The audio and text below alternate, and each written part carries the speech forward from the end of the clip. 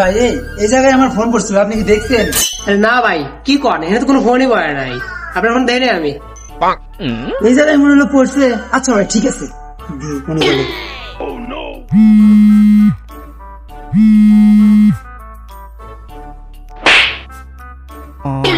শালা ফোন চুরি করি।